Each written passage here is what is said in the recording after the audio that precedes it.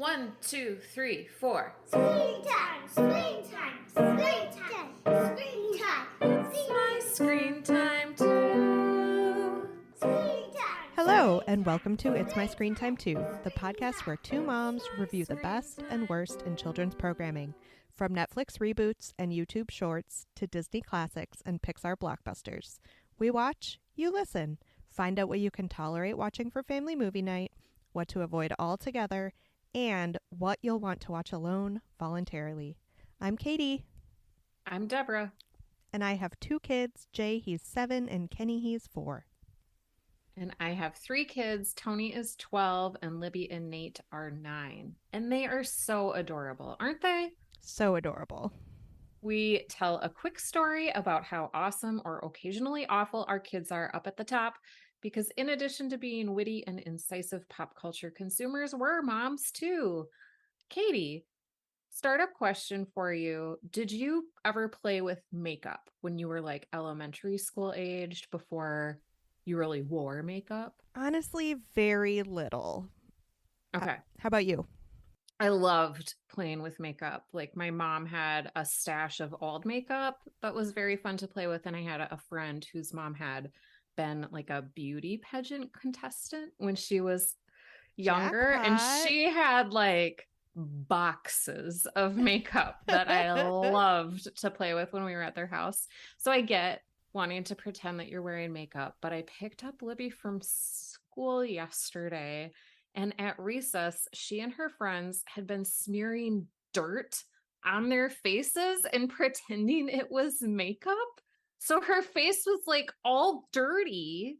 And she had like gone through the whole afternoon at school like that.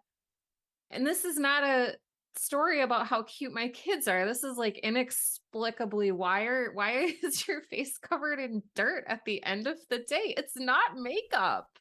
Okay, 2 questions. What is it with teachers that like they can't just tell our kids to wipe their faces off? Like it's not like no adult noticed. Right. I don't know. Is it prohibited in some way? Like, I mean, my kids are young and they are constantly coming home with just like grime caked on their faces from like something as simple as here's a reminder to use a napkin when you're eating your sandwich. Well, it's been really dry here. Like we're in a drought, I think, still. And so everything is just kind of dusty and dirty anyway when you go outside. So maybe they just thought it was just like the topsoil blowing off the playground. I don't know. Maybe all the kids look dirty. I don't know. But I think maybe I need to get her some like Wet and Wild eyeshadow. I think it's so time. She can fulfill that need without smearing like anthrax-lated topsoil onto her eyelids.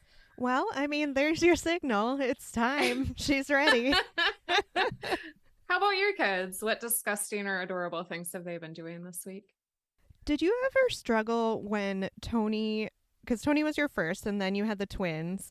Did you ever wonder when telling a story about the twins if you had already told the same story about Tony? Oh, gosh. I think I do that a lot. Okay, good. Yeah.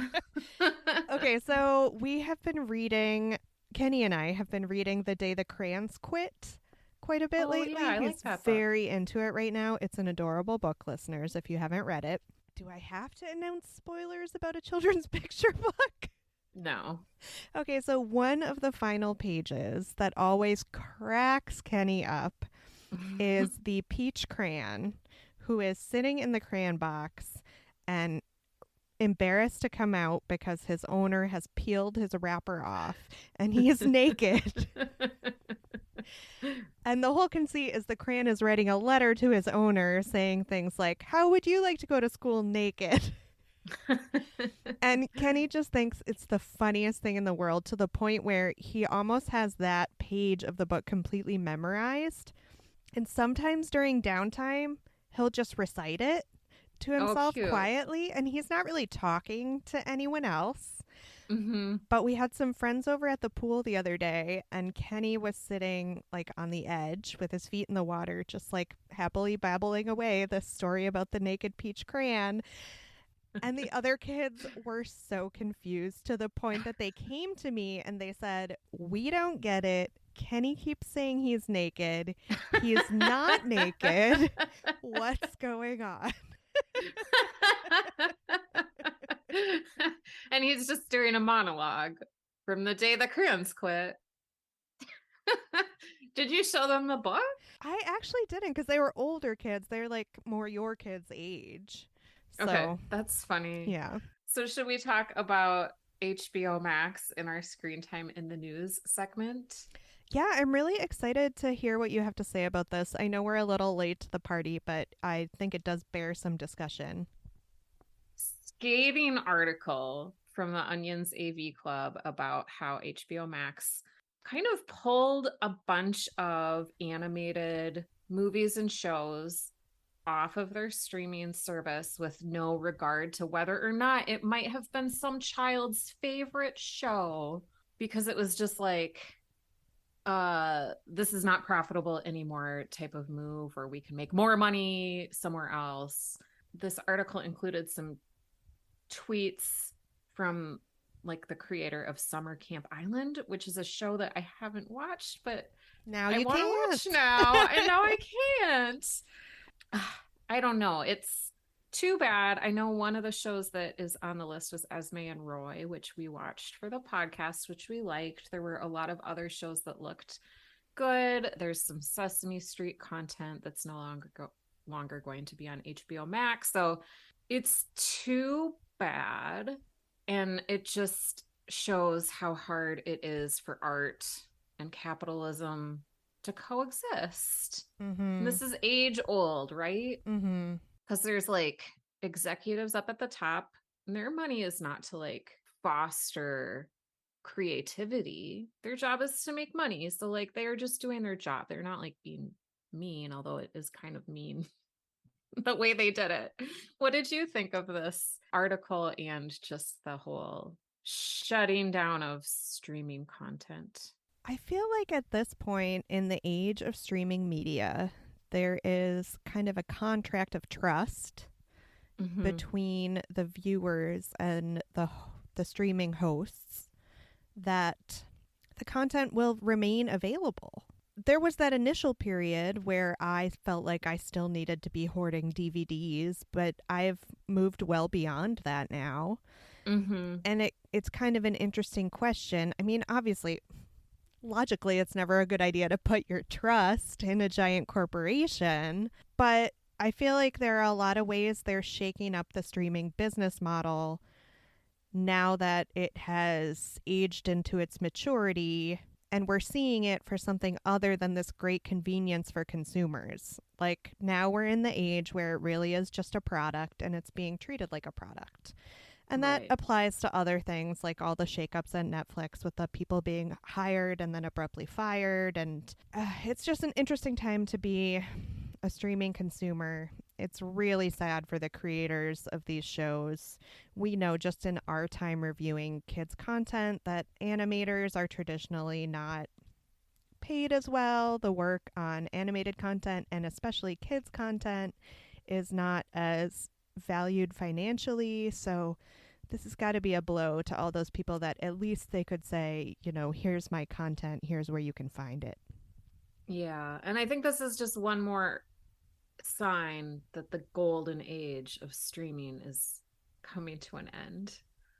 Like it was really good for the pandemic years, and I'm thankful for that. But this is like, I don't know, we have the benefit of like perspective, and it's always disappointing to see like a show that you really love to get canceled and then there's going to be no more seasons. And this is just sort of like streaming's version of that, like a show you love to watch over and over again and now you can't anymore. It really kind of harkens back to the early days of DVD box sets where suddenly there would be a show that you loved from your childhood and you would go to the Best Buy and see, oh my gosh, I can buy season 3 of Beverly Hills 90210 and own it.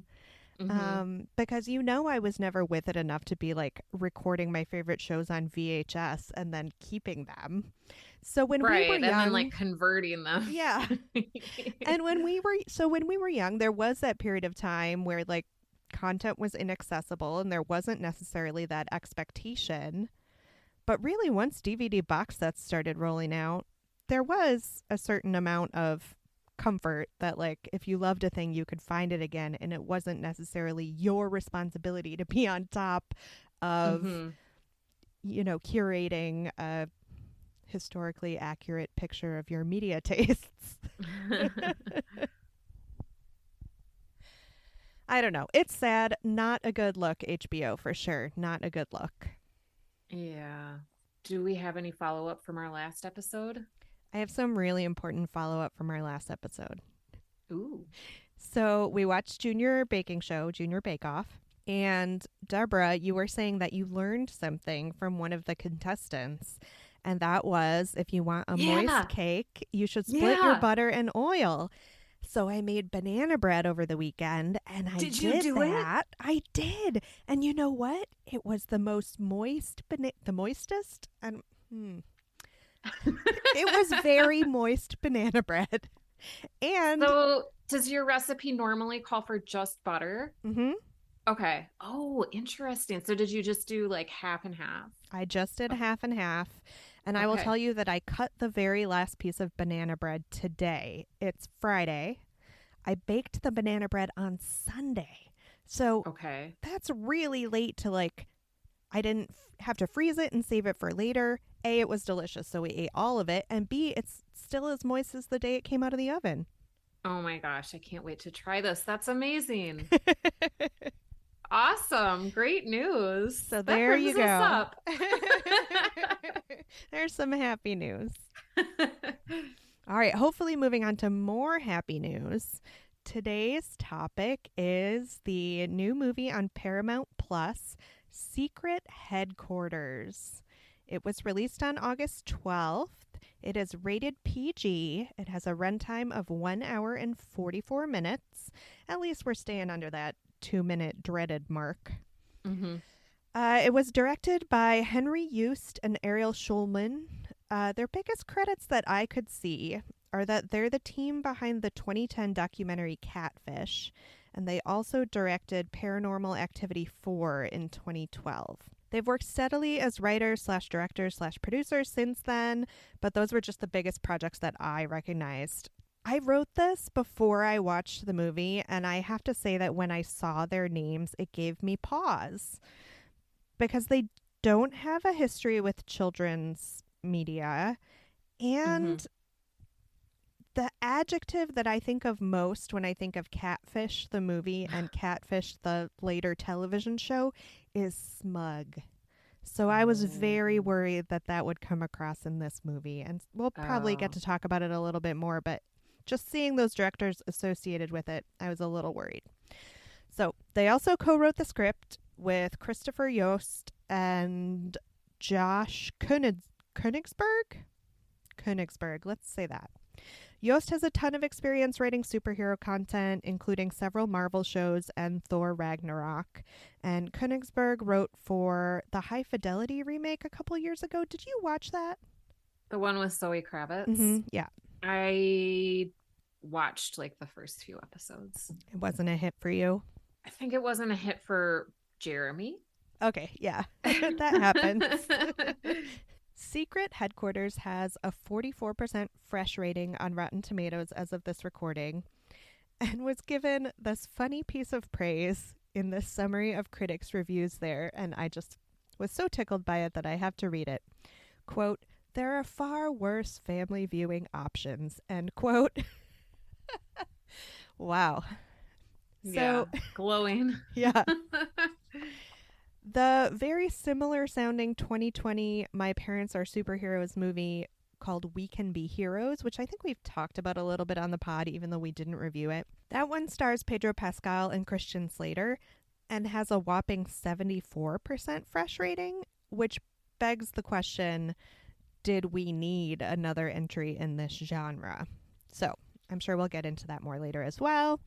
Basic plot summary: a group of friends discover a secret superhero headquarters under one boy's house, which leads them to suspect his dad is a superhero.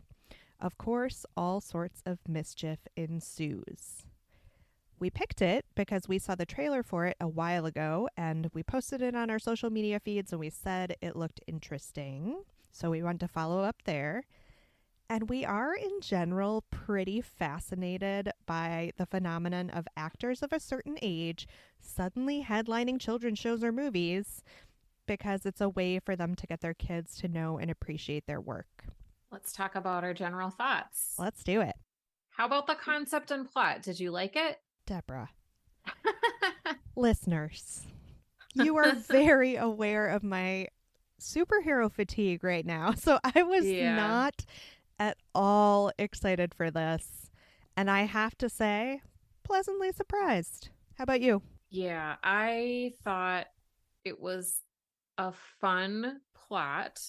I thought even though it's kind of could have felt really formulaic, it felt fresh, even though we've seen this type of story a bunch of times before. But I love any movie where kids are kind of thrown into an adult role, like Goonies, where they have to figure things out on their own, or like Space Camp, where they have to fly a rocket ship and land it back on Earth.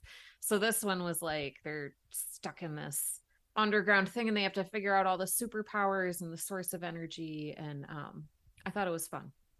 Agreed. I don't know if you felt this at all because you are much closer to this time in your kid's life. These kids are supposed to be like 14 years old, right? So young teens. And I know that the research says that their brains are not developed at that age. And even though Jay is 7 and I love the fact that as he gets older, I'm able to talk to him a little bit more like he's a reasonable human being on planet Earth. Some of the stuff these teens did gave me such anxiety. And I know science says like they're not adequately able to evaluate the consequences of their actions. But, oh man, it stressed me out for them. It stressed me out for my future as a parent of teenagers.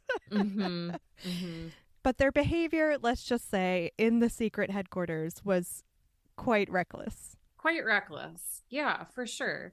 So back to the question from the intro, do we need this when other similar movies exist? And did you think it brought anything new into the hero genre / conversation? I'm going to come really close to throwing shade on one of my favorite genres in saying this, but I think it was helped along by the fact that it didn't look like a Disney movie. It looked like a real theatrical release movie.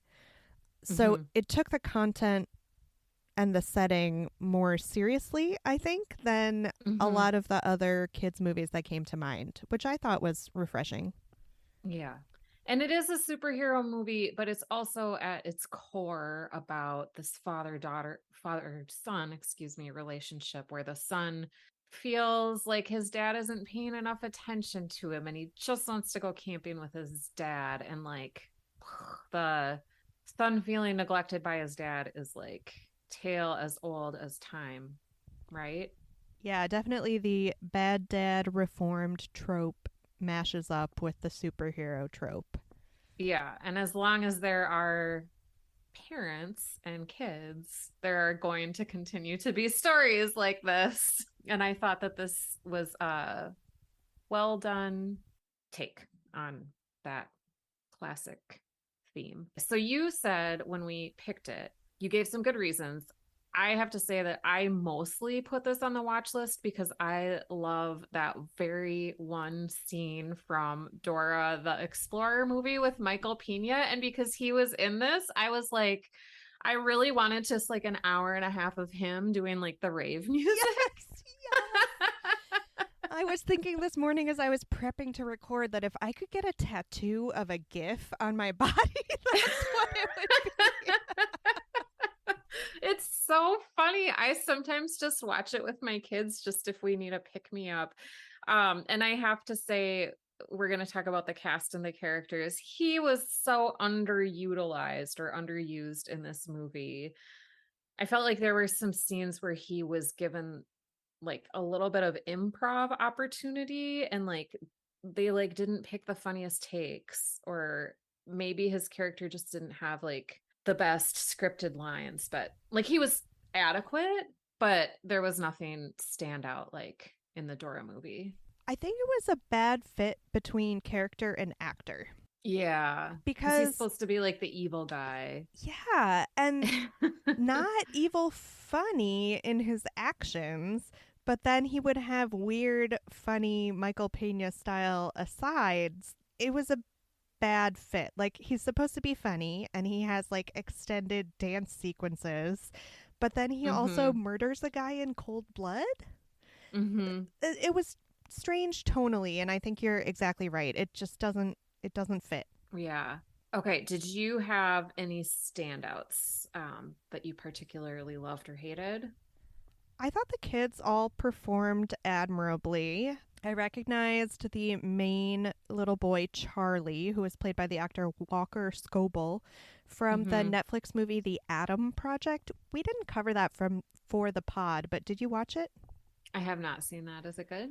It was fine. I mean, it's mostly a Ryan Reynolds vehicle. Okay. And I wonder when this was recorded in relation to that. Because I feel like I Mm. saw a couple of Ryan Reynolds takes from this kid. And I wondered how Oh, much of that had rubbed off. yeah. But he was adorable and sincere in all the appropriate ways. The actress that played Claudia in the Dear Departed Babysitters Club show on Netflix, Momona Tamada, played, oh gosh, what was her character's name? Maya. Mm-hmm. And I thought she was great as like the unattainable cool girl. And Yes. then Keith Williams as Charlie's best friend, Burger, was maybe the standout for me. I thought he was so funny and he reacted in a believable way to the bizarre situation.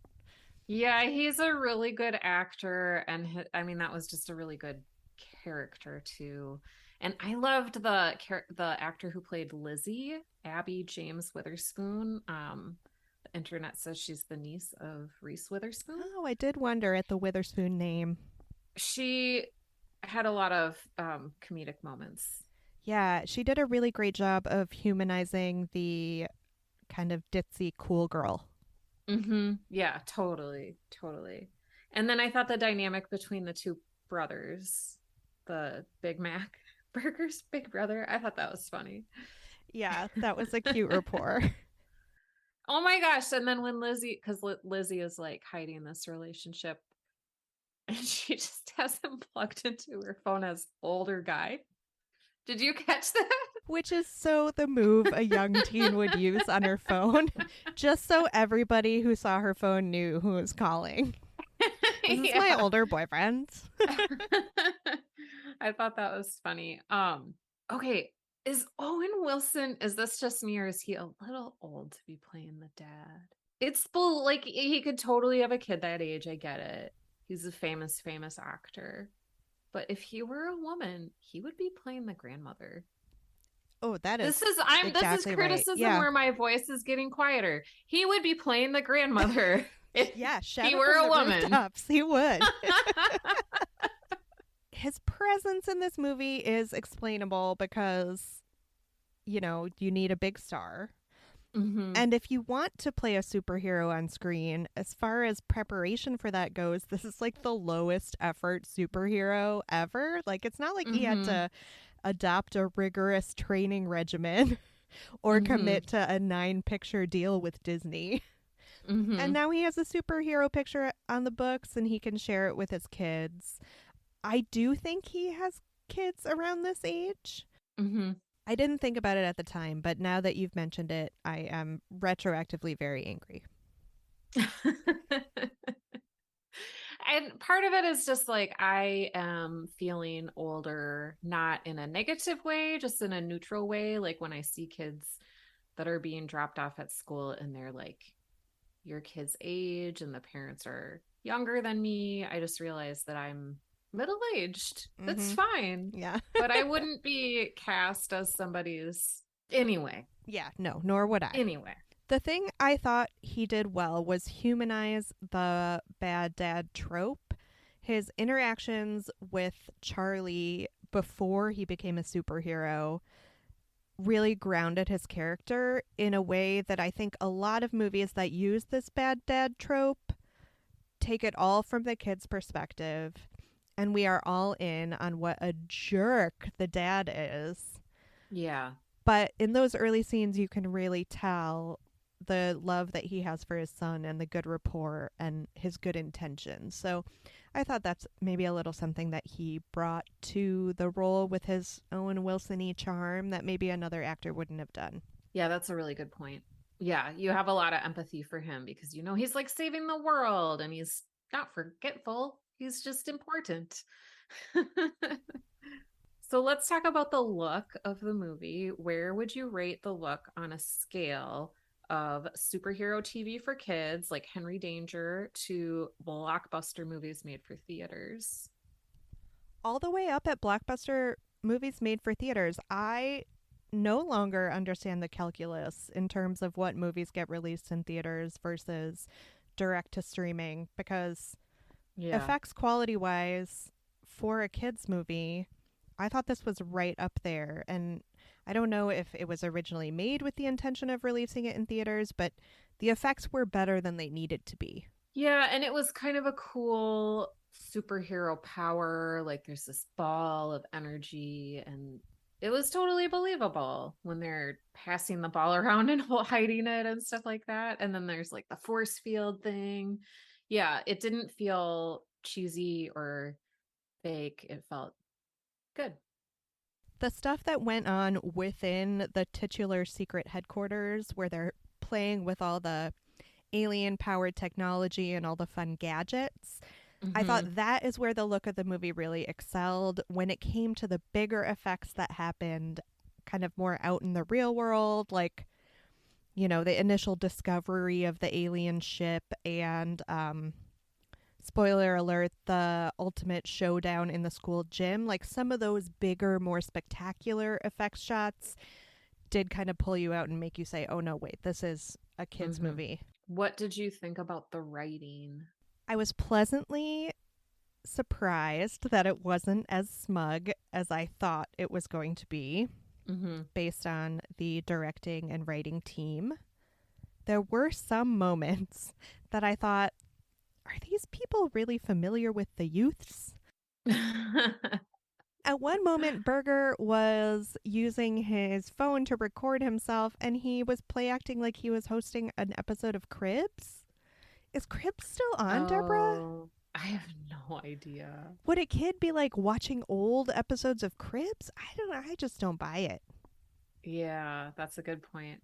The integration of non-swear words was really poorly done. There were some very glaring uses of shoot and dang Mm-hmm. that just again pulled me out of the reality of the world, where come on, you could have just used like a well-placed no or something Yeah. that would have felt a little less phony. And again, such care and attention taken in the writing to not use curse words, but then this weird disconnect between the real peril of the villains, who are again willing to commit murder. And yes, that murder does not, like, we don't see the bullet go into the character's head, Mm-hmm. but you do see them talking, the gun pointing, the sound of a gunshot, and then the guy is dead on the ground. Mm-hmm. For me, that was startling, and I think the movie would have been just as good if you had shaved off a little of that. I mean, you can still have the kids feel like they're in peril Mm-hmm. without being that explicit. Mm-hmm. Yeah. High stakes. What did you think of the writing? All of your points are really good. I wasn't really paying attention to the same things that you were, I don't think. The script was surprisingly good. As always, it helps to go into something with low expectations because then you're always like happy that it turned out better than you thought. But to me, every joke really landed. I thought it was really funny all the way throughout. And there's like a really good runner where at the beginning there's like a set of like state patrol traffic cops who are clocking speeds, and that like showed up and escalated a few times throughout the script. And then like the last one I thought was just hilarious. I thought that there was going to be more of a like climate tie-in with the energy source, because it was like this Oh. mysterious energy source. But then I was like, not everybody is obsessed with the world burning up like you, Deborah. So it's fine. um, but overall, I thought it was good. What did you think about the structure and the length? Fine. I wasn't like actively put off by the fact that it exceeded our 90-minute sweet spot. The one point where I felt like things dragged for me was there was an unnecessarily lengthy fight scene towards the end between Owen Wilson and Michael Pena. And I understand they were trying to give Michael Pena some time to be funny. Mm-hmm. And there were like some funny bits about it. But when the whole structure of the show of the movie was about these kids taking on these grown-up roles and kind of telling the story from their perspective, I just didn't feel invested in what was going on. Like you could have shown me that fight scene in 5 seconds. Mm-hmm. Yeah. Fight scenes aren't really our thing. Agreed. Should we move on to evergreens? Let's do it. Were you able to compare this to any movie or TV show made for grown-ups? I kind of went with like son searching for the dad's approval, the absent dad, the fraught relationship. So it made me think of the Royal Tenenbaums.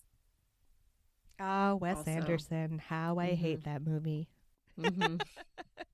And Luke Wilson is a prominent character in that. Oh, that's true. That's true. How about you? I just couldn't get away from the just glut of other superhero properties that it could be compared to.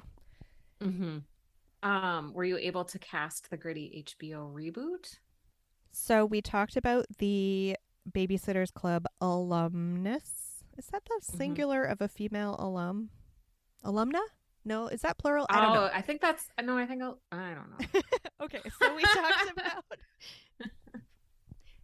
talked about the actress from the Babysitters Club that was in the cast, and I thought it would be fun to just bring all those super competent girls together because, as we all know, the Babysitters Club are very high functioning teenagers. They would never be so careless with that technology, and they would be smart enough to secretly use the gadgets for their own evil ends. Plus, it brings that group of girls back together, and I just love their chemistry. I would like that. That would be good. How about you? Ooh, what if they did like a Sisterhood of the Traveling Pants? With like this glowing energy source? Yeah. Oh, that was a good movie. I would cast, because it's been like 2 or 3 episodes since I've done this, John Cho. I would cast him as Irons. Irons, we didn't really talk about Jesse Williams. He's the Grey's Anatomy actor, and he played like this, is he good? Is he evil? Type character. I think John Cho would do a good job as, is he good? Is he evil? I would make it a little more queer, and I would cast Neil Patrick Harris in the role that of Charlie's mom, but that parent who's like the steady, reliable parent who remembers all the birthdays and keeps track of all the school supplies. And then I would cast Sarah Ramirez, also from Grey's Anatomy, who was just on And Just Like That. And I would cast her as the Owen Wilson character. Well, she clearly needs some rehabilitation after her role as the much maligned Che. What was her full name? Anyway, yeah. The internet hates that character, so she could probably use a superhero arc. Yeah.